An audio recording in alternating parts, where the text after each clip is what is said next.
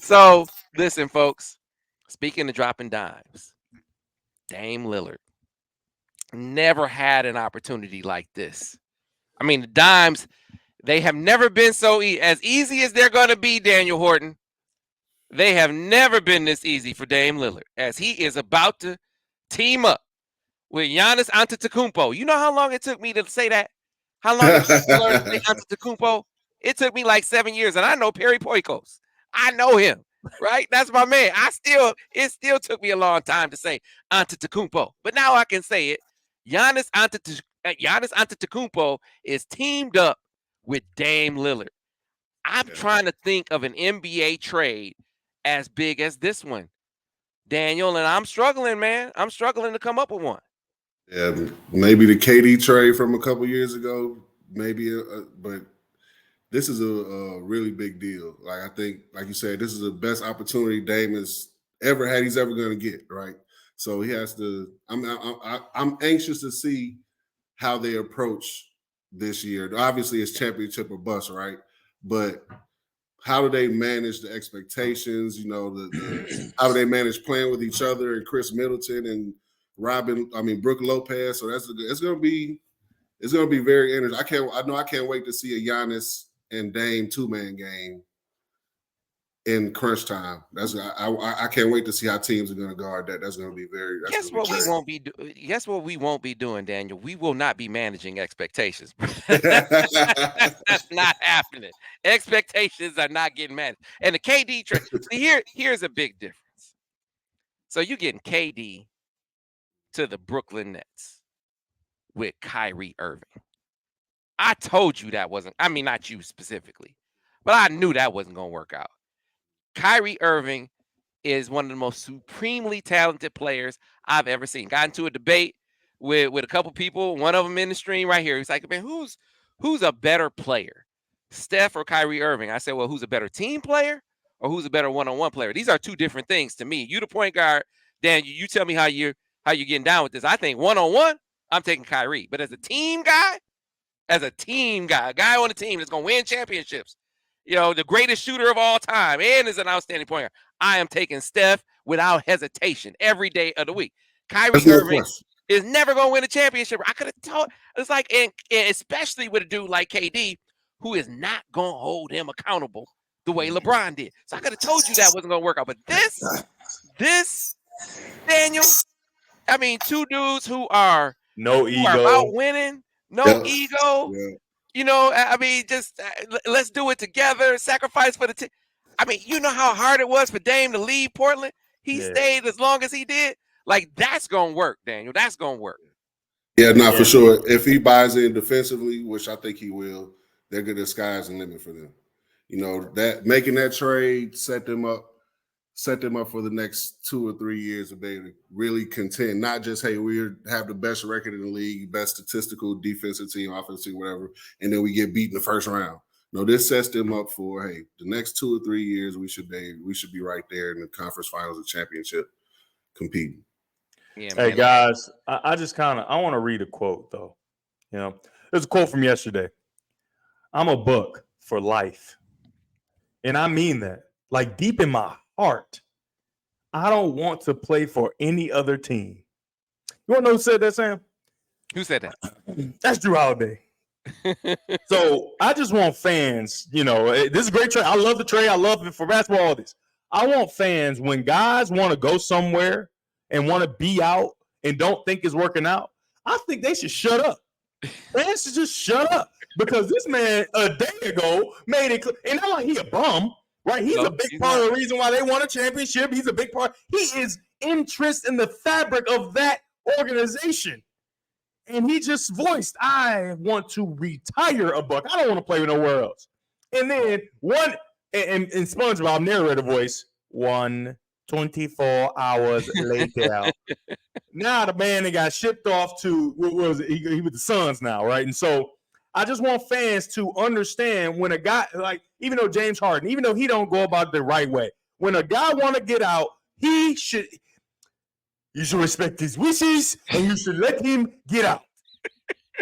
You know what I'm saying? because these teams are going to do what they believe is in the best interest of the team, right? Well, and so when you're a player, you got to look at yourself as a team. And in my team, if I'm Dame Lillard, I don't like it here in Portland. And if I'm a team and I'm LeBron, I don't like it here in Cleveland. And I'm going to Miami. If I'm a team and I'm LeBron, I don't like it here in Miami. I'm going to Cleveland. You feel me? Leave people alone. Let people do what they're going to do, because this man wants to be a Buck for life, and one day later, you get rid of him. Listen, man, that was before they knew they could get. Right, They probably thought he was Buck for life too. And then they said, "Oh, we can get Dame Lillard." Sorry, pal. This is business. This is Sorry, business. Drew. Right, but Hey, happy holidays. listen, the Bucks. It's not just about the opportunity to get Dame Lillard. It's also about keeping Giannis. Yeah. It's also about keeping Giannis, because there was just an interview. I want to say it was last month. He did an interview with the New York Times where he said, "I'm not signing an extension with them until they make a championship commitment." Mm-hmm. Right? So this is last month that your franchise player, maybe the best player in the world right now, is saying, I'm gonna be out. Sam, you also got to look at who is Antetokounmpo, who is like his kind of role model. Who do he really look up to? LeBron James. And so LeBron won one for Cleveland. It's like, I did what I had to do. I gave y'all what y'all needed. And he looking like, listen, man, LeBron, right? I did my part for Milwaukee. I got y'all a chip. Now, me staying is going to depend upon how committed y'all are to me being able to further and get more chips for me. This for me now. That one's for y'all. I want more for me to prove how dominant I am and continue to further my story and my legacy. And if y'all can't do that, deuces. And they got to respect it. But they did make a splash. But on the other side, come on, you just got rid of Drew Holiday. Just kick them on to the curb. And that's the weird part of professional sports, right? A guy can get in the meeting no matter how good he is and say, "I'm gonna leave if we don't win championships." Like, you're not out there playing as well. And I'm a Giannis fan, right? And I think Giannis is the best. I think Giannis is the best player in the league. But for guys to make those sort of statements when the team is obviously, they brought in Drew Holiday, they've taken steps to put you guys in the champion. You won one championship. Y'all not having the pieces is not the reason why you didn't win a championship this year. You didn't play well. Got to be healthy. Well, he got hurt. Got to stay healthy. For whatever reason, even like, and this is not the only There's so many days. I don't care why y'all ain't win. Y'all didn't win. Because they've lost other years where he was healthy, right? So it's not like, and they only have one championship since he's been there. So it's not like they haven't attempted to put championship pieces around him. You have to be made stay healthy, like you said, and you have to perform. And you're out there as well. It baffles me in professional sports when guys leave and go somewhere else. Like you're still gonna have to play and perform and be who you're supposed to be, regardless of whether it's in Milwaukee. KD is finding that out the hard way. Exactly. KD's finding out. So you're gonna have to and that's one thing LeBron has proven. LeBron everywhere that he's been. I'm the show. Wherever I go, we're gonna win. That's where the show is. Y'all act like I'm running. No, I'm just going because I just feel like going somewhere. I'm like regardless. You're still gonna have to play and be who you're supposed to be, regardless, guys. Yeah. Whether it's Milwaukee or somewhere else, man. Hey, I don't like hearing that. I hear you, man. I hear you, but it's Dame Lillard. Like I get it, and maybe you have still a good chance to win again with everyone healthy. Because you remember he got hurt in the series against he fell on his back and he I mean, I'm just not making any excuses. No, I'm looking at AK. He said, "Damn, got his freedom like red and shake, Shawshank." He climbed through that manure. Right. You got a chance. You got a chance to go from Drew Holiday, who is a good player, to Dame Lillard, who's not just a Hall of Fame player, but a Hall of Fame dude too. Like, I can't think of a surer winning scenario than adding Dame. Dame Lillard is going to make whatever team he goes to better, guaranteed. And there's few players you can say that about. Like, I knew when Kyrie and KD, I knew that wasn't going to work. Knew it wasn't going to work at a championship level. But this gets you right back. You know what's weird to me? Because none of these teams really that were involved in the trade, except for Portland, because it was clear, you had to get rid of Dame because Dame just didn't want to be there, right? And that's fine, right? You outgrew each other. But for the Suns, it's like, why did you even help get this done and help Milwaukee become this power that they are? You are wilding. You might have to see them if you get past where you need to get past. You'll have to see this juggernaut now, and you helped create it. That is crazy. No, I wouldn't have done it. Y'all gonna have to find out a different way without me. Nope. It's interesting. So for two things I want you to touch on, Daniel, before we get out of here. Portland stood pat. They said, we are not going to give him away. Yeah. Even though he said he was out, everyone knew, this day and age, if you're a star player, you can force your way out. So it was a foregone conclusion that he was gone. That automatically depresses the value, right? Because they know he's got to go. So what was Miami even offering him? Tyler Hero? I don't even know what they were offering that wound up being anywhere close to what they got. You got Drew Holiday, who's an outstanding player.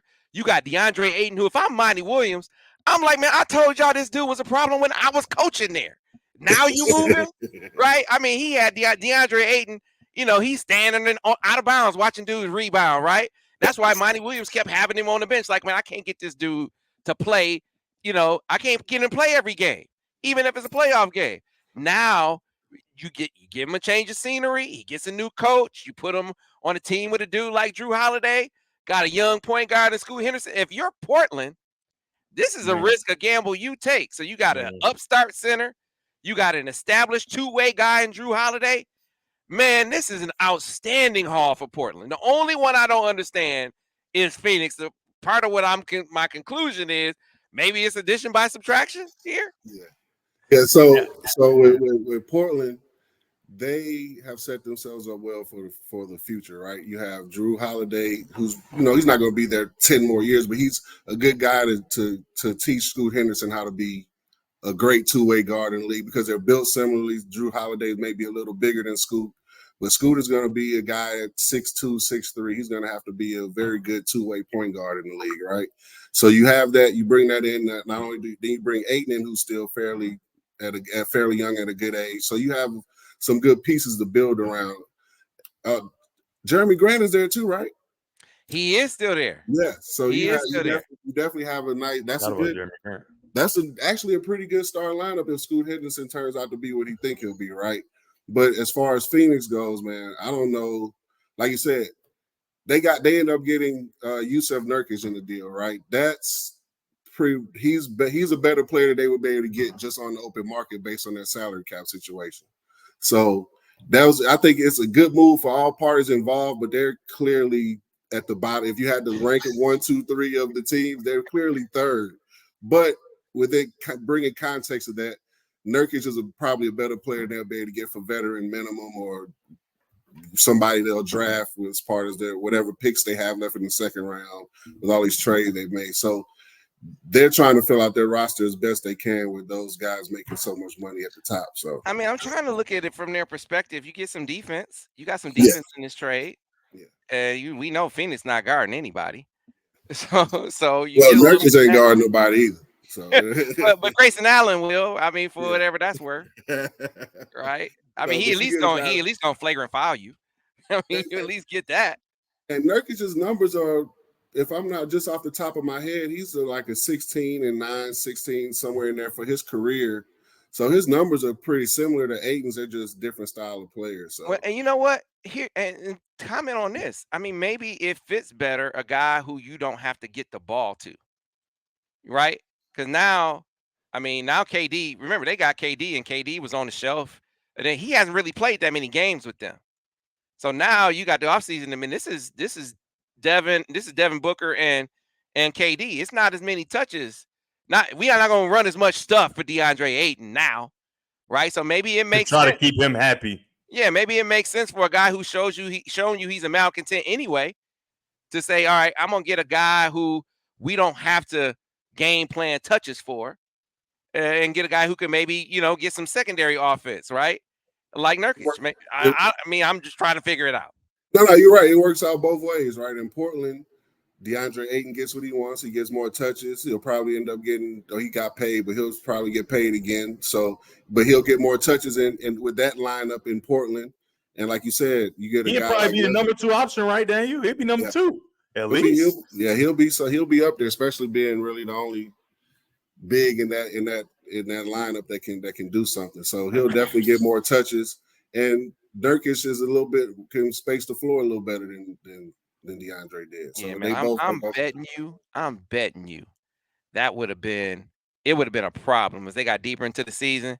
He would have been crying about I'm not able to do me anymore. Has he played well since the finals run? Has he been the same guy since that finals run? I don't know. And I think part of it was because Monty was like, hey man, look, I get you in the number 1 pick, but you're gonna be on the bench. You're gonna do what I want you to do. Now eventually Monty got let go. It wasn't Monty Williams' fault they lost like they lost, but you know, and their decision is the Pistons game, which I appreciate. I appreciate that because I think he's gonna make a difference as a coach here in Detroit.